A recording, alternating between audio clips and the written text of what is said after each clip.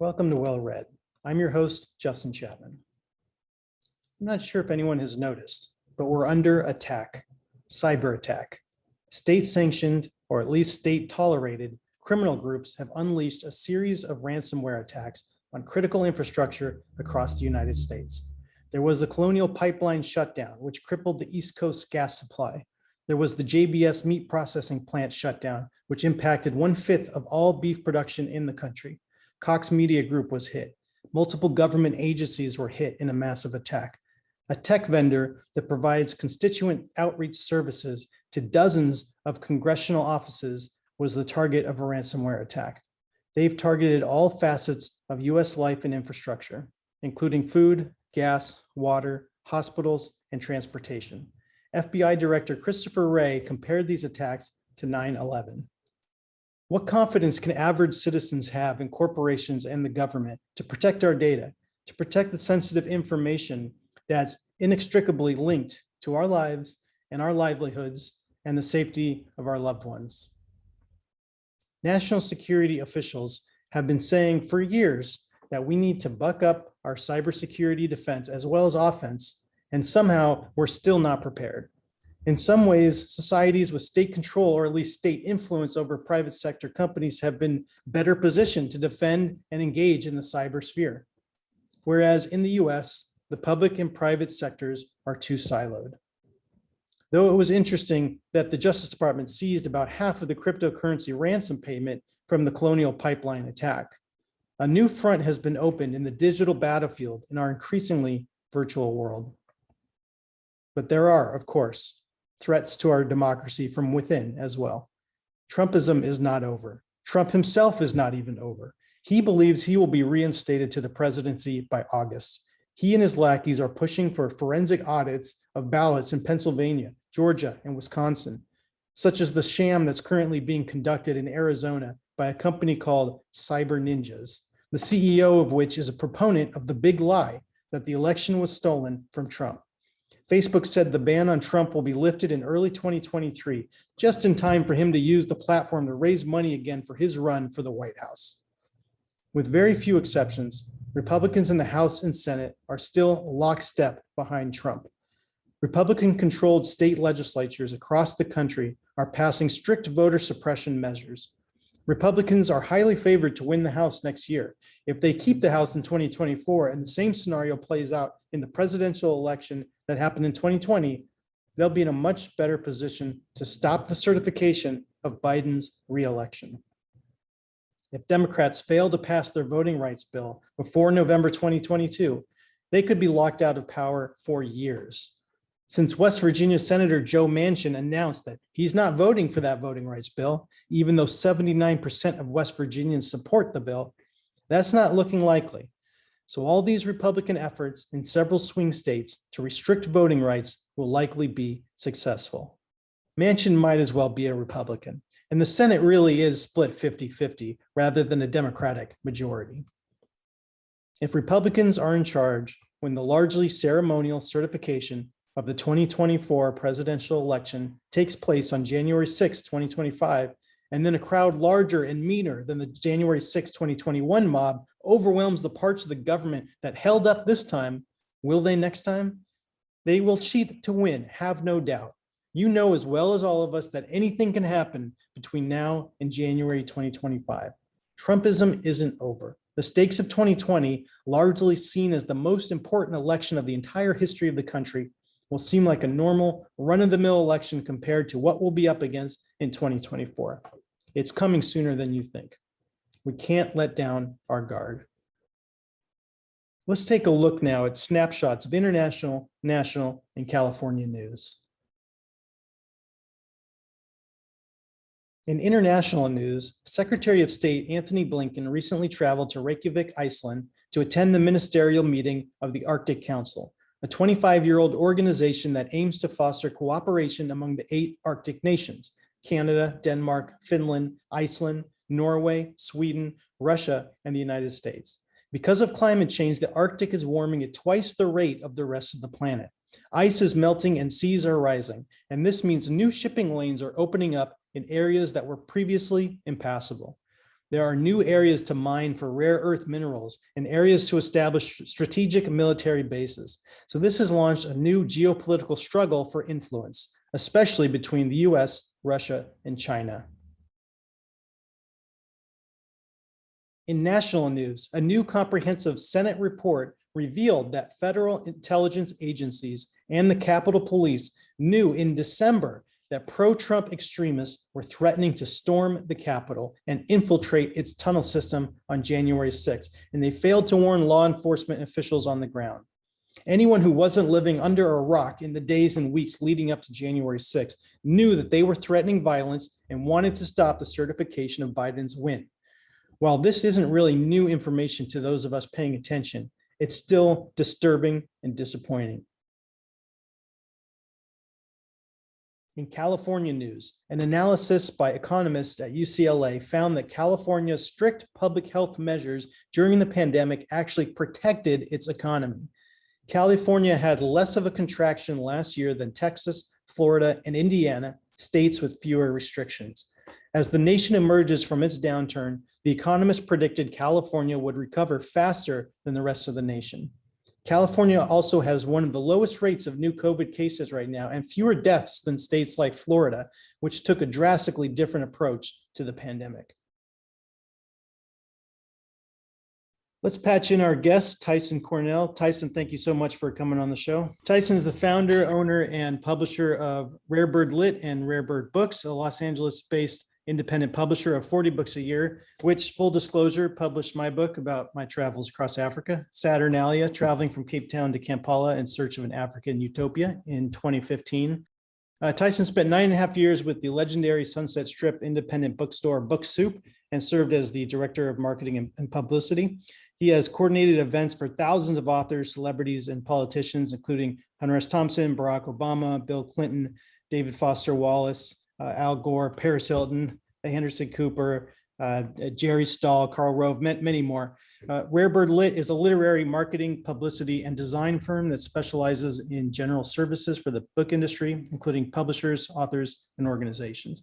So Tyson, why don't you start by telling us about your early life and career and how you got into the book industry?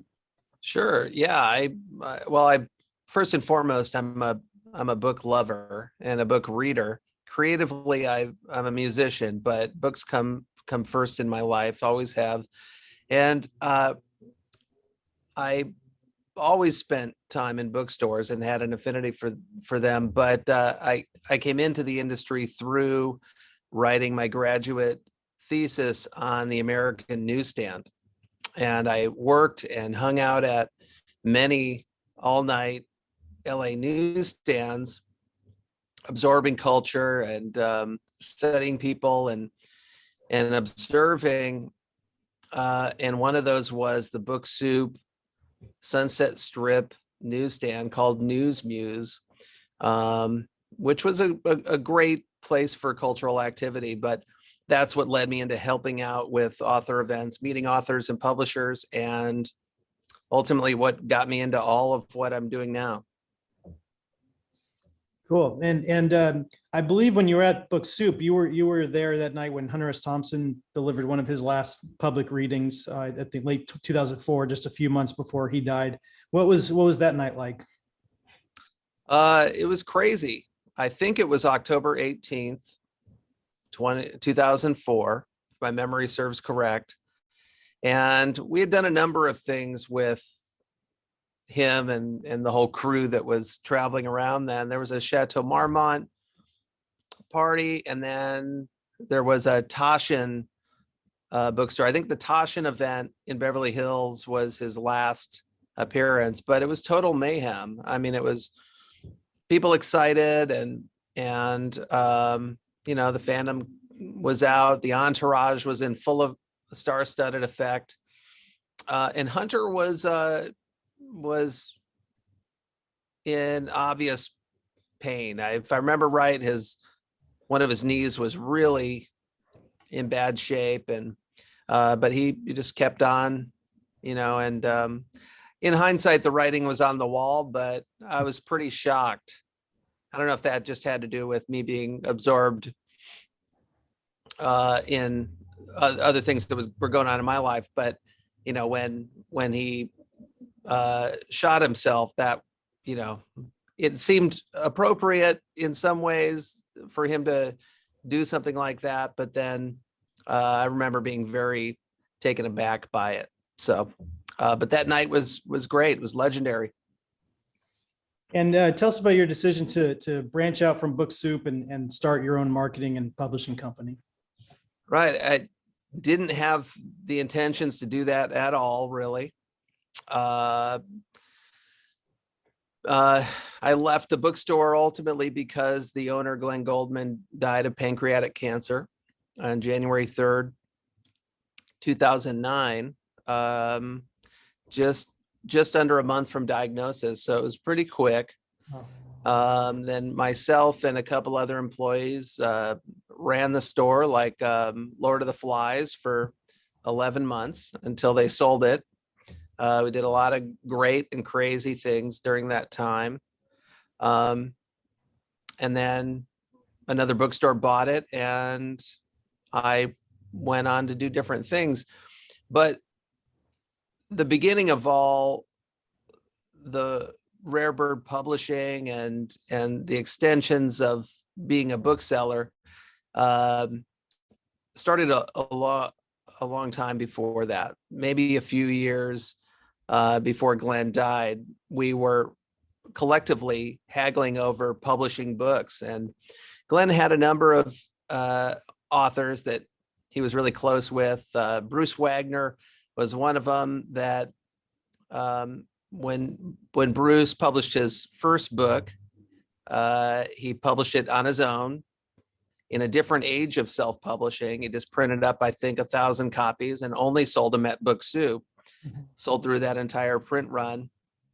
And so Glenn always had this idea that he would start a Book Soup imprint, not too dissimilar from City Lights Bookstore, City Lights Publishers and whatnot. But nobody could really agree on what to publish. So Glenn would have his ideas and the staff would hate him. I had my ideas and Glenn was skeptical and nobody ever made any decisions about anything. So I'd like to think that the spirit of what we brought into the early days of Rare Bird, really kind of the tail end of the Book Soup spirit. And if Glenn wouldn't have died, I would have convinced him to publish books. And who knows, maybe what we'd be doing now would be the Book Soup imprint. Mm-hmm. And then the publishing industry in general has changed dramatically since you first started, and even in the last few years with these massive mergers of huge publishing houses. So what is it like right now for mid-size indie publishers like Rare Bird? What does the future hold? Well, I think it's an extremely exciting time to be doing what we're doing. I mean, there are a lot of disadvantages, but at the same time, the gloves are off. And, you know, I mean, there's a lot of distance between what we do and what the Rupert Murdoch publishing houses and the Viacom publishing houses are doing. Even 5 years ago, there was a little bit more overlap. You know, I mean, we were a lot smaller then. There was definitely a toss-up between, you know, whether the Groves of the world would get the book over the Penguin Random houses. But the dividing lines, they're a lot more distant, I think. I don't think anybody that I'm observing is trying to compete. I think, you know, it's just pretty clear that if we don't all work together, corporate and indie, you know, we're all going to be at a disadvantage. Mm-hmm. Is there the threat of these big companies completely monopolizing the market and taking over indie publishers? No. I think it creates problems, obstacles, Mm-hmm. but no, I mean, it's just a cyclical thing about, you know, what's on the cutting edge and what's hip and who's got their ear to the street and who doesn't, and who's following trends, who's making the trends. Mhm. Yeah, I mean, we could talk for many hours on the idiosyncrasies of that, but ultimately it's just, the same thing but wearing different clothes. Mhm. And so how has the pandemic impacted the publishing industry, or has it? uh it's been pretty heavy all around. I mean, not even taking into consideration the loss of jobs and mortality and those effects, which are real. The you know Bookstores being closed a bit, that's been devastating. But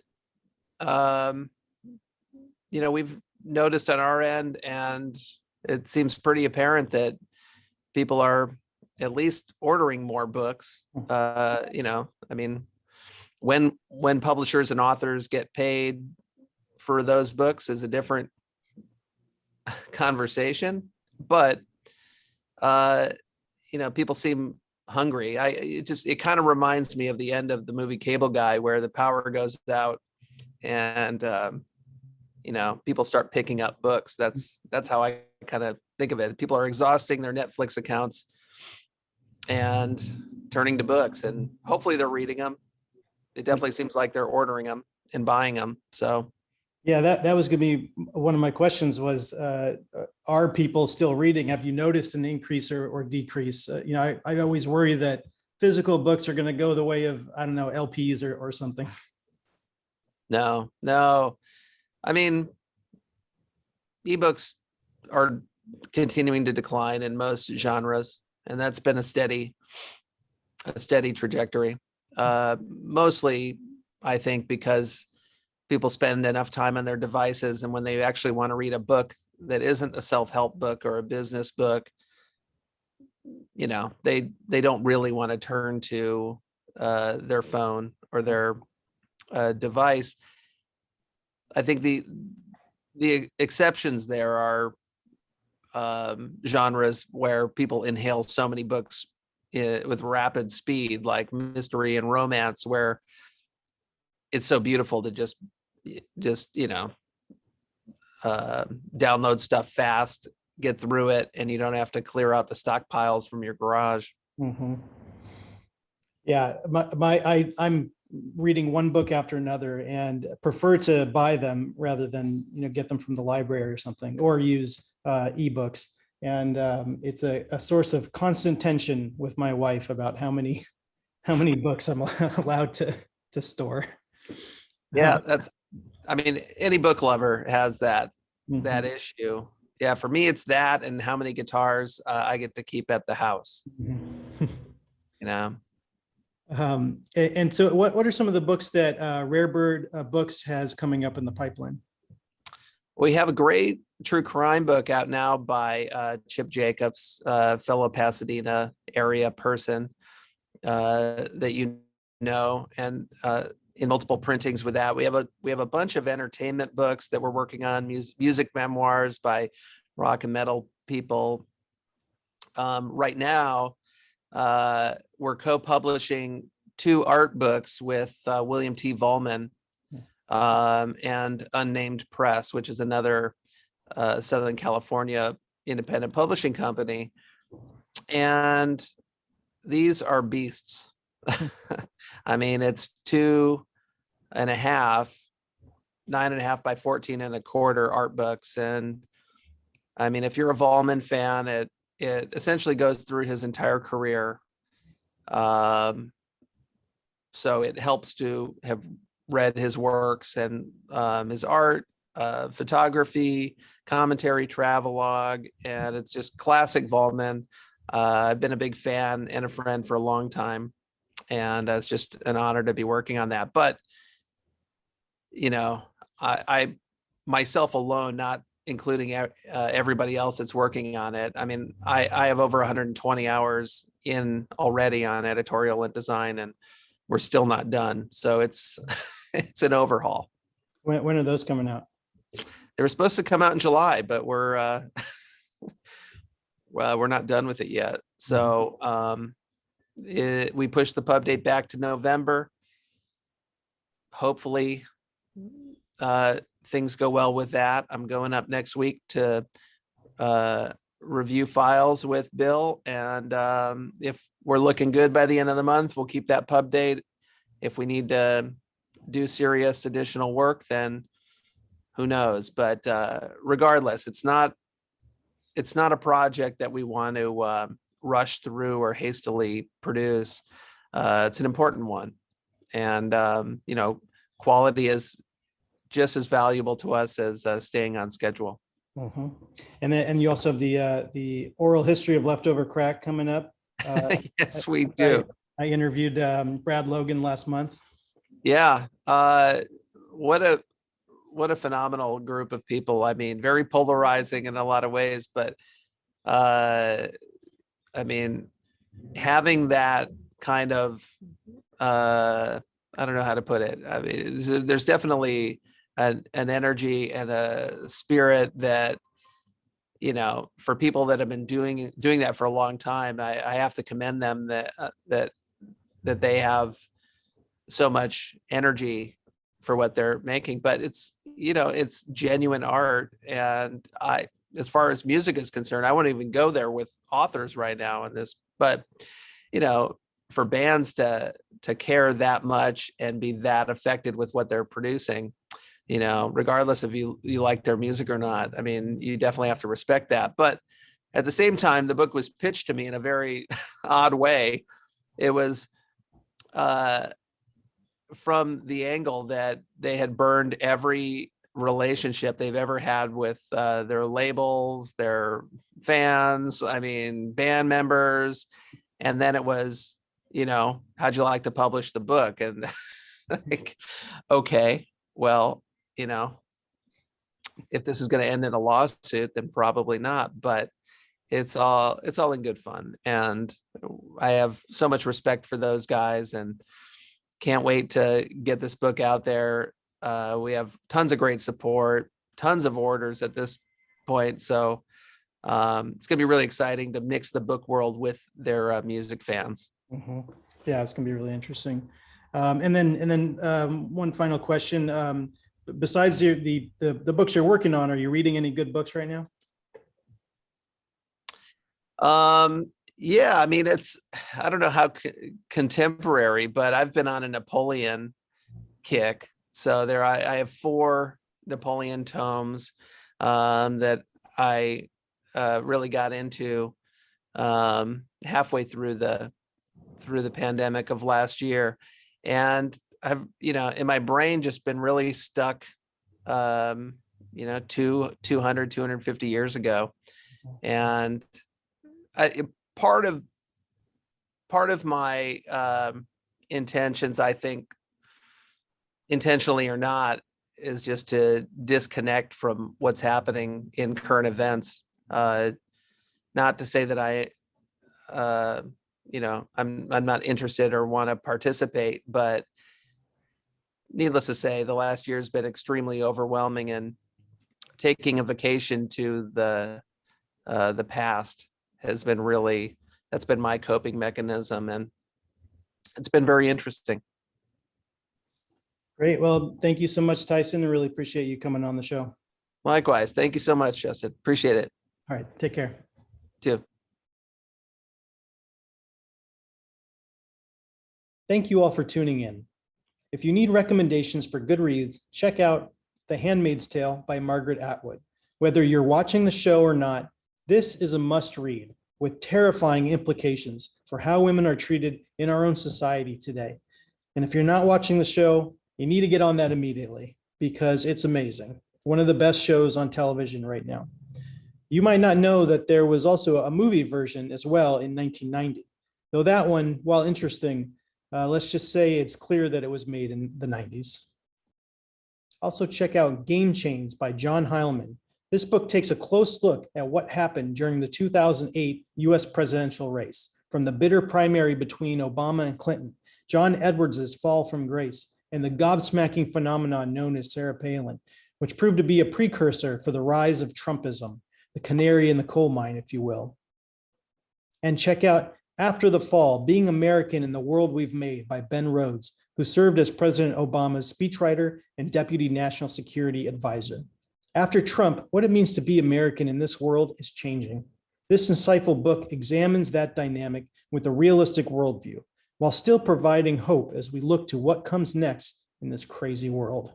Okay, before we go, let's check in with our Senior Toddler Correspondent, Sienna.